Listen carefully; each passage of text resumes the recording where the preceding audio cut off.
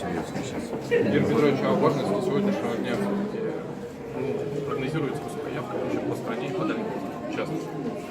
Ну, вы знаете, я скажу вам честно, я, конечно, с утра уже получаю сводки из всех регионов, как идет голосование, какая явка.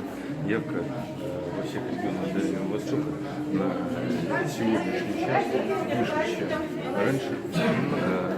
Я надеюсь, в этом есть маленькая часть нашего труда, потому что сегодня на Дальнем Востоке реализуется сотни инвестиционных проектов, строятся новые социальные сферы. Мы вместе стараемся сделать жизнь на Дальнем Востоке лучше. Ну а вообще никакое правительство, никакой министр, вице-премьер не изменит ситуацию в стране, не изменит ситуацию в огромной территории. Ее надо менять вместе.